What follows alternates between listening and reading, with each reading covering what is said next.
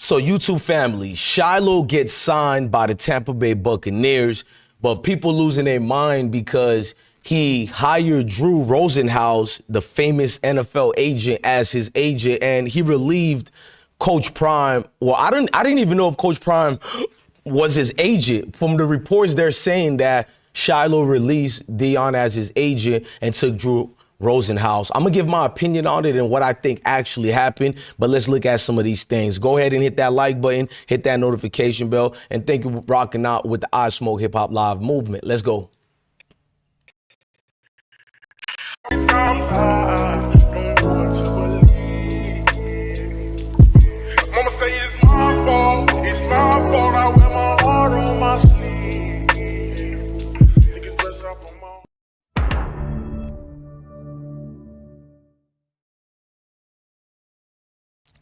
So we're in this situation where we watch Shador not get drafted until the 5th round and become the 144th pick. Now, you guys are probably shocked. I've been telling you this for over 3 years. They're going to play Shador. I'm not a professional victim. I know these group of people. I'm not this prophet. I mean, who don't know the Mayo community on how they conduct themselves, on their hypocrisies? But by God and thank God, Shiloh got picked up by Tampa Bay Buccaneers, and so it went like this. He hired Drew Rosenhaus, and basically before being signed to the Tampa Bay Buccaneers in an undrafted free agent deal, Shiloh Sanders, 25, fired his father, Deion Sanders, as his agent and signed with powerhouse Drew Rosenhaus. As we previously shared yesterday, Shiloh Sanders has signed a UDFA, undrafted free agent deal with the Tampa Bay Buccaneers. Shiloh celebrated the news with his father, Deion Sanders, and brother, Shador, 23 years old, and more while live streaming this. Now, before I continue reading more of the article, let's look at what we did see in the celebrations. We've seen how Drew Rosenhaus welcomed him to the family, which is a great thing. Drew doesn't let down anybody. I'll go a little bit deeper on that later on the video. Let's just keep shining in and looking at more of this.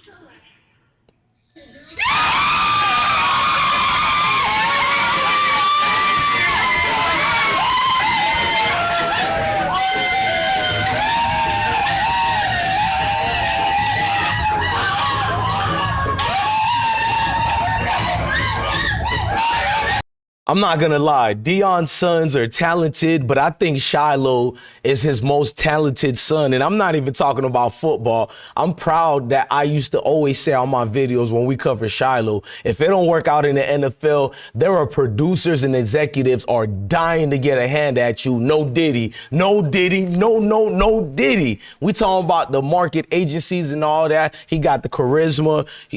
He's marketable, appealing to all the people out there. I definitely think Shiloh is going to be one of them ones we're going to continue to talk about. As with Shador too, I put that clip there to show you what type of player Tampa Bay is getting.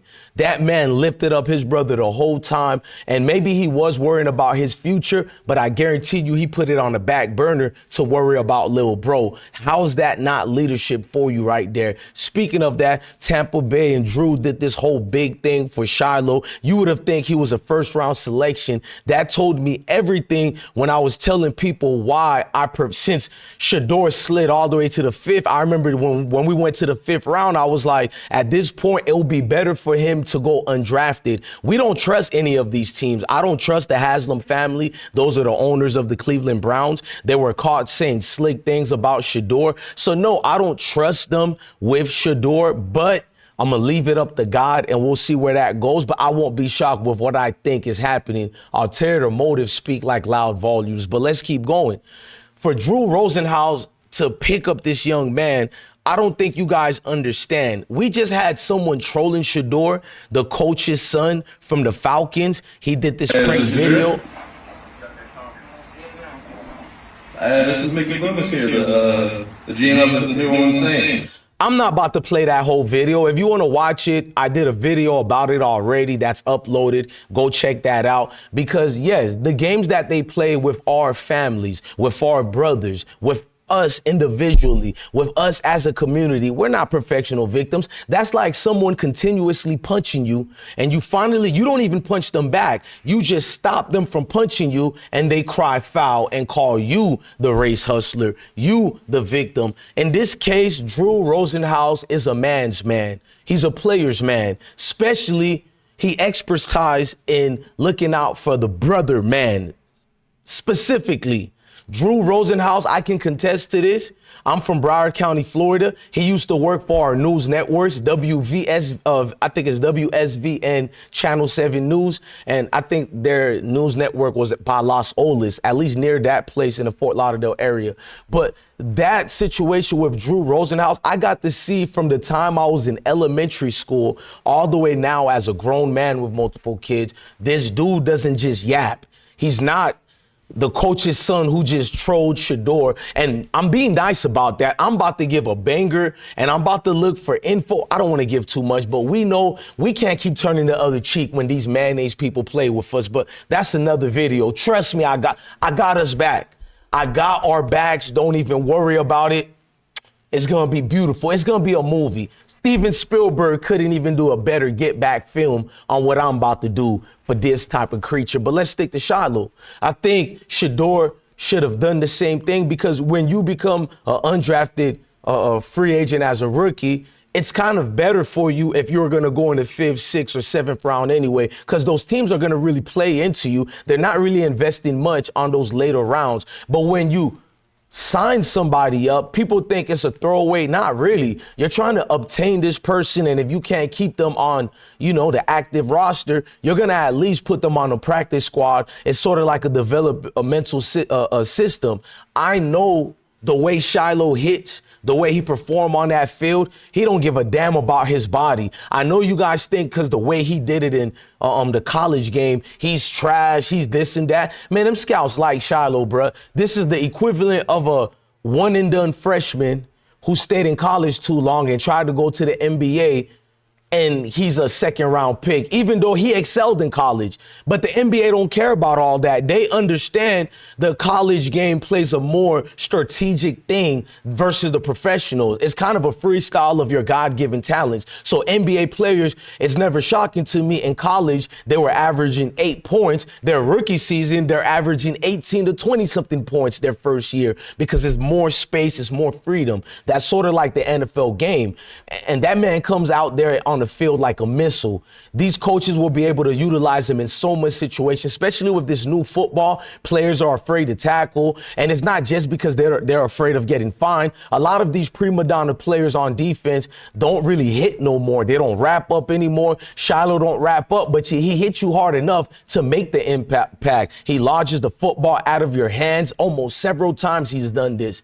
And I don't know how people take that as scrub game. He hits bigger than what his body is, and that's what they droll over. He's going to make a defensive coordinator happy when they get a hands on him. I said that Tampa Bay needs to draft a defensive scheme system more than a quarterback. Not that I like Baker Mayfield. Look how they make excuses for Baker, a drunk in college, a wasteful talent, and they call him a generational. I don't want to get into that, but Shiloh is in the right place with the right staff. You're going to see wonderful things his rookie year, I'm telling you. It may not be equivalent to these other rookies, game-changing, but you're going to see he's going to make an impact enough where he's going to last for at least minimum 3 years with Tampa, which in today's NFL, what have you done for me lately? They get rid of you within 1 day, the way things go. So I know Shiloh is going to stick. He might be a journeyman. I don't know, but I know teams are going to play him handsomely well for what he can do. Oh, they will love to hire him, even if it's for a season or two. He's going to love it too, man. He's one of those guys. He's going to have movies in Hollywood while he's playing. I see it already. He's not one I'm scared for. So thank God Big Bro was there to protect Shador away from all the ruckus, away from all the crap you seen going on. This is how community lift each other up. We shouldn't have the same parents to call each other brothers. Never forget that. And y'all my sisters too, man. when times like this happen and chaotic situations happen that are not sporadically, meaning they were purposely happen, even if it was God-given, you're supposed to embrace this. You're not supposed to cry about it. Don't confuse my passion for crying. I'm calling people out to let them know we know who you are. We're not afraid of you, and I don't tap dance. I'm going to shine the flashlight on you. This isn't crying. This is God body. And some of you Negroes need to learn from me. You've been turning the other cheek too much. You don't even attack this oppressor. You come at your brother, even if I made a mistake on one thing, the heart is in the right place. You come at me like you want to physically fight me or murk me or something. Meanwhile, this mayonnaise man is disrespecting your kids, your woman, your everything. You still catering to him because you're a weakling in every single way. And I see it. I don't waste time responding to you bums. Say what you want and help me in the algorithm. I don't give a damn. You're not going to unsubscribe because you're weaker than that mayo. At least that mayonnaise know he's a coward. You're a weakling that don't even know he's weak. Look at you. Ladies and gentlemen, love your family, love your kids, and stay blessed.